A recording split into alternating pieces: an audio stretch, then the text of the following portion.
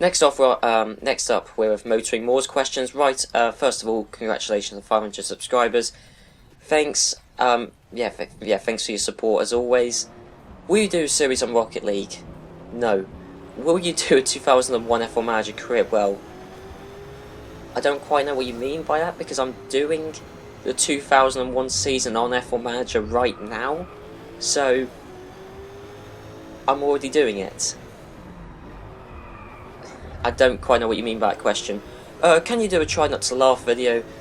No, because that's the job of big YouTubers to do. I don't know what I could do which would be different to all the hundreds of other people who have already done it, and I don't think it suits my content anyway.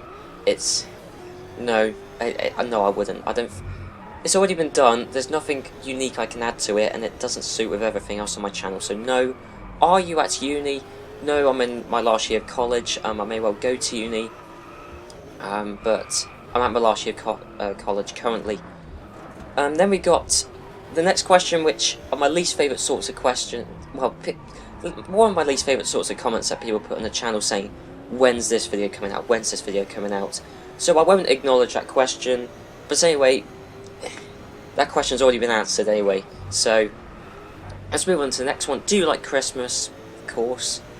Yeah, I do. I mean, simply, yeah, I do like Christmas. I've got nothing against it. I'm not the most festive person, but yes, I do like Christmas. Coolphard or Button? That is a tough one, because I really like both guys. I think both guys are great, and I respect their opinions about F1. I respect immensely, and I really do trust their opinion. And they were both alright racers. Button better than Coulthard, but I don't know, I really like both of them, to be honest. Some of the best guys, nicest guys in F1, but I'll just say Jenson Button, but I really like both of them. Sato or Ide? Well, Sato obviously, because, well, Ide's, in my opinion, the second worst driver ever in F1, so Takuma Sato without a shadow of a doubt. F1 2006 or F1 2015? F1 2015. I mean, I know everybody's bashed on F1 2015 because it's glitchy and it's broken at times, and the online's broken, but honestly I don't care about online on F1 games. And because 2015 has a great replay system, 2 years worth of content, the graphics are good, and the AI is phenomenal, I'd say F1 2015. Bananas or pears? Don't really care for any of them, to be honest. If I had to pick, I'd say Bananas. Dave or Reviews TIJ, or F1 Games PlayStation or Reviews TIJ. So yeah, I think it'd be unfair to pick one over the other, because both of them have supported me ever since I've started doing YouTube, and both of them make good F1 content, so it'd be unfair to pick one over the other, so I'll just leave that. Simpsons or Family Guy? Simpsons, definitely. Pole or podium? Well, podium, because you don't get points for pole position. You know, you don't want to do what Jarno Trulli did throughout his entire F1 career. Yeah, because you don't get points for pole position, and at the end of the day, no one remembers who finished on pole. So, podium without a shadow of a doubt. James Allen or Murray Walker? Controversial, but I'd say James Allen. I like James Allen. He had more of a personality to his commentary style. I mean, Murray Walker's phenomenal. He is a great commentator, don't get me wrong, but James Allen, he has more personality to his commentary, and he just... Obviously, I know commentators aren't supposed to put their opinion out there, but he did sometimes, and well, that may annoy a lot of people. He just felt... He didn't feel like a robot describing the action. He felt like a real person who was getting emotionally involved in that race. Him alongside Martin Brundle, I think, is the best commentary team ever, to be honest. But obviously Murray and Martin is a very close second for the commentary team. Oh yeah, so thanks Motoring More for your questions there. HR Racing, when you get idea for recording YouTube videos? Again, I don't know what you mean by that question. What do you mean, when do I get an idea? If you mean like when do I get an idea, when do I get inspiration? I mean, I actually plan out my videos quite a while in advance. Like, if I have to do an intro video for something, if you look at the intro to my F1 2015 series, if we look at the intro to that, it's got interviews from all the drivers, oh not all of the drivers, but it's got brief quotes from all the drivers. I think that I planned that out about a week before the game came out. Same for the graphics. F1 2015, they were made a couple of weeks before the game came out. Yeah, I mean generally I actually do plan stuff quite...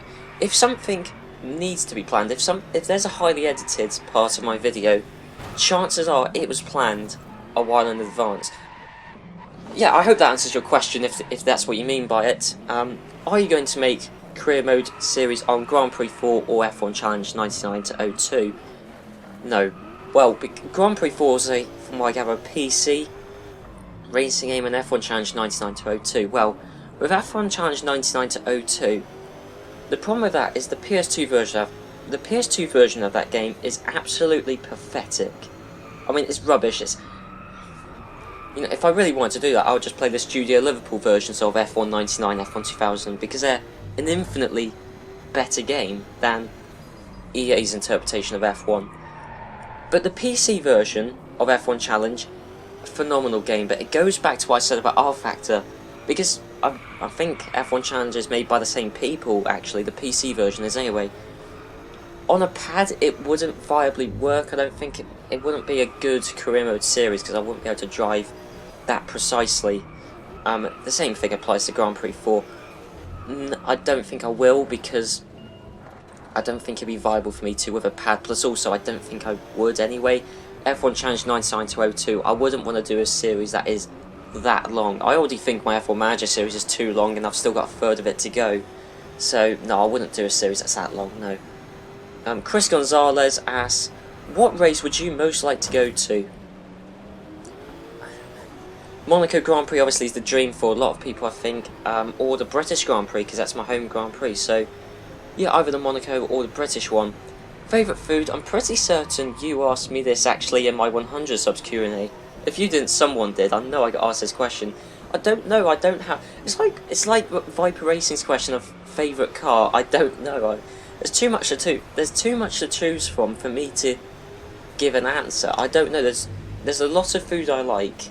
Well, okay, it's not a lot actually, I'm a fairly fussy eater, so that'd be a lie. There's a fair amount of food I like, so it's difficult to choose a favourite one, so it also depends, you know, no, I don't know. Moving on from that, and thoughts of the Mexican Grand Prix. I thought it was quite good. I quite like the track. I'm not entirely convinced by the changes they made from when it was last in F1. I don't think they should have made those changes. Obviously, they made the podium quite interesting in that whole arena section. I think that is a very grand idea. But in terms of the actual track layout, I don't think it's as good as it was. But the Mexican Grand Prix as a whole, I like the high altitude, because obviously that caused all sorts of brake cooling issues and aerodynamic issues. I thought it was quite interesting, because I think purely the high altitude and the low airflow, I think purely on the high altitude, that's what made the Grand Prix interesting. I'm not saying it was a bad it would have been a bad Grand Prix besides, because it's quite a good track. The Mexican F1 fans are phenomenal, as we saw with their support for Perez and Gutierrez to some extent. So I think the Mexican Grand Prix is a good one, but it's not one of the best ones at the moment, but definitely not one of the worst. But it's difficult to judge when we've only had one race in modern F1. But at the minute, I think it's quite good. So thanks, Chris Gonzalez, for your questions there. Next one to 6 questions from Mr. Joshy Edge. I think that's how you'd say it. Congratulations for reaching 500 subscribers. You deserve it. Well, thanks. I appreciate your compliments. Q1. What do you think of the FIA coming up with a cheaper 2.2 litre twin-turbo V6 engines? I think it's a great solution to a problem that shouldn't exist. To explain my point, I don't think the V6s should ever have been introduced. I never liked the fact they were introduced, but they brought about more problems than I think anyone ever predicted. Well, not V6, it's the hybrid element. It's too complex, it's too expensive, and I know F1's meant to be pushing the boundaries of automotive development, but it's too expensive. So, you need an alternative. and that is a viable alternative because you can't go back to V10s. You can't go back to V12s. V12s are extinct from the automotive industry. V10s are on their way out. And F1 has to be seen to be helping the environment, so you have to stick with a V6 and a turbo one to up the power. So, but you've got to cut costs somehow, and I think that's the perfect way to be doing something for the environment, but cutting costs. So as I say, it's a fantastic solution to a problem that shouldn't exist. I would have just stuck with the V8s, to be honest. But hindsight, I say hindsight's a wonderful thing. I never wanted the V6s in the first place. Would you be happy to see a 2-division F1 if it helps more teams survive and brings big names back into the sport like Cosworth? No, because a 2-division F1 is pointless. It's a pointless idea. There is a 2nd division F1. It's called GP2. Fact of the matter is, if there's manufacturers or constructors that think F1's too expensive or F1's not worth their time, but want to run a racing team, they'll go into GP2 or Formula Renault 3.5 or GP3, or they'll move away from open wheel racing entirely. A 2-division F1's pointless. I mean, unless you have it like F1 used to be, where you had pre-qualifying, that would be quite interesting. Where the slowest cars had to get knocked out through pre-qualifying. That would be quite interesting, but that's not really a 2-division F1. So, no, 2-division F1's a stupid idea. It's even more stupid of an idea than 3-car teams, to be honest. Are you excited about a Renault Works team coming back into F1? I mean, it hasn't been 100% confirmed at the minute. It probably will happen. I know it hasn't been 100% confirmed. I think I'm not excited for it, but I think it's a good thing. If it makes another big competitive team come into the sport, and obviously you need another team which, with the engines as complex as they are, you need another team making their own engines. Well, obviously you've got Mercedes with Mercedes engines, you've got Ferrari with Ferrari engines, and you've got McLaren Honda, which is essentially the same thing because it's just a partnership between them. But three's not really enough, especially as Honda are doing absolutely terribly. So I think Renault will be good. It will bring more engine competition. It should help reduce the issue and the balance of power for engine manufacturers. Plus also, we know Renault can make a good car. If they can bring the fight to Mercedes or Ferrari, then well, bring it on. If you were the boss of F1, so if I was Bernie Ecclestone and scrap V6 hybrids, which engine would you bring back? Well, I would like to bring back V12s, but it's not viable. V12s are dead from the automotive industry. You can't bring back V10s either, because again, their fuel consumption is too high. And I bet you, the second you remove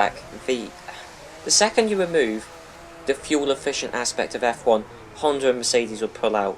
That's the only reason they're in the sport, from what I gather, is A, it makes them look good from a company standpoint, and B, it helps their automotive development. I mean, I know once the regulations changed post 2008, it drove Toyota and Honda temporarily and BMW out. Unfortunately, the world's changed in those 7 years. If you brought back those V8s or V10s, it wouldn't bring them back. I don't think. The world's changed. The world's changed in 7 years. So, as much as I would like to bring back V10s, as I said, F1 can't be seen to not be helping the environment, so the V8s really, because you can't bring back the V10s or 12s, so the V8s, maybe, but is our solution? I don't know. Mercedes and Honda I don't think would really like that. So, yeah. What would you like to see in F1 2016 game? I don't know, I quite like F1 2015. I actually like it compared to everyone else. It's by no means a perfect game. I mean, it's fundamentally broken in a lot of aspects. But what does work, works perfectly. So, what would I like to see? I think 100% working is a good start. Living up to their promises would be a good start as well, with the mid-season developments like they said they were going to do, which they haven't done. I don't really know. I mean, some of the features that the older games, that the Studio Liverpool games used to have, like create your own driver, that I don't really care for creating your own driver in an F1 game, but I know loads of people love that aspect. So bringing back that, I reckon, would be good. Not for me, but for everyone else. Watch a race series, or being able to determine your own grid like you can in the Studio Liverpool games. You know, so you can go on quick race and set the cars in any order you want. That would be such a fun feature. And there'd be the likes of Aravo and TM at Marda could get infinite amount of fun from that. Yeah, I mean, that's just some of the features they had in the Studio Liverpool games. Classic cars, I reckon they should bring back. Yeah, I mean, you know, just anything like that, to be honest, I reckon they should bring back. And what are your favourite F1 YouTubers? Well, just give some shout outs, obviously. Stopman1998, D-Man96, Reviews TIJ, and F1 Games PlayStation, because obviously both of those have supported me quite a lot, and obviously they make decent F1 content. Who else is there? Trust Chipmunk makes some good stuff. So yeah, I mean, lots of good F1 YouTubers, to be honest. It's lots of the smaller ones I prefer. Compared to, I mean, Arava, TM, Marduk are okay, but I generally prefer the smaller to more medium-sized ones rather than the really big ones, generally. So yeah, thank you, Mr. Joshy Edge, for your questions. There's some very interesting questions. I think I actually went on a bit of a rant about F1 then, but anyway, yeah, moving on. Q%A questions here from Eden Neumann? See, I want to say Neumann because there's a question about DTM, so I want to pronounce it in a German way, but I don't know if you are German yourself. So Eden Neumann or Eden Newman, whichever way. Do you like the FIA WEC or World Endurance Championship? I really like it. I think it's a great series. I don't follow it because it's quite difficult to follow, but I like the idea of the Endurance Championship. It's more extreme than F1, and it's got way more challenges. I like the WEC. I've got more respect for World Endurance Championship drivers than I do for F1 drivers, and I do like the idea of the series. I just don't follow it. Favourite manufacturer in DTM? Well, I don't watch DTM either, but if I had to pick one, I'd say Mercedes. I don't know, purely because of Gran Turismo 4. In Gran Turismo 4, basically, in Gran Turismo 4, the best way to make money was through the German Touring Car series, or yeah, the German Touring Car series, and I always used to use the Mercedes Touring Car in that series. I mean, I stuck a turbo on it, but I always used to use that, sticking on B-Spec. You can make $1 million in no time, so I'd say Mercedes purely because of Gran Turismo 4. Your favourite console? PS2, to be honest, maybe the PS2. Actually, the PS2's got such good games on it, so yeah, maybe the PS2. Do you think Marc Marquez has helped Jorge Lorenzo win the MotoGP Championship? Now, finally, a motor series I do watch. MotoGP, well, I don't watch it religiously, but I do follow it. Do I think he helped him? I'm not convinced. He might well have done, obviously not overtaking him at the last Grand Prix. I don't think he deliberately didn't pass Lorenzo. He might have done. Let's speculate for 1 second that he did deliberately stick behind Lorenzo and just made it look like he was trying to pass. If you're speculating that, I can't say as I blame him. Genuinely. If you were Marquez, or Danny Pedrosa for that matter, would you, if you had the choice, would you rather let your long-term rival, Rossi, win the championship, or your fellow countryman win? Because I know for me, I'd rather have a fellow countryman win the championship. But also, think of it from a personal perspective. If they stopped Lorenzo from winning the championship, the Spanish press would hate him. The Spanish public would absolutely hate Marquez and Pedrosa. So, you gotta feel for them. That I don't blame him, and I'm not entirely convinced he did help Lorenzo to win the championship, but if he did, I can't blame him, to be honest. It's also Rossi anyway screwed over his chances in the most recent race, back in the last race anyway. So Rossi essentially screwed himself over, to be honest. So yeah, thanks Eden Neumann for your questions. On to Speedy Gamer. Would you do a PS Limit Rules versus the community video? Again, no. I don't know how long. I don't know how long anything like that would last. I don't think it'd be a long-lasting project. So No, I don't think I would do. I don't think I would do anything like that. No, so no, I don't think I would. And finally, the final question from Michael N. Dot, or just well, Michael N. Another one who's put Q percentage A. The percentage mark isn't next to the and one, is it, on the keyboard? No, not quite. Okay, well, whatever. Q&A questions. Will you do the reverse grip race series on F1 2005? Yep, definitely. I plan to do it on all the games where it's possible. So F1 2001, 2, 3, 4, 5, and obviously currently I'm doing it on Championship Edition. So yeah, I'll definitely plan to do it on F1 2005. There we go, guys. Thank you for your questions. Some very interesting questions in there, actually. Yeah, thanks for your questions. Obviously, thanks for the support. You know, getting me to 500 subscribers. I cannot thank you guys enough for all the support I've had over the past, I think, 13 months I've been doing YouTube. Cannot thank you guys enough. Thanks for the questions, and yeah, it's been a fun Q&A, and well, onwards to 1k subscribers. I don't know how long it will be before I get there, but we'll have to wait and see. But thank you guys for the support and for the questions, and yeah, I'll see you guys from the next video. So I'll see you then.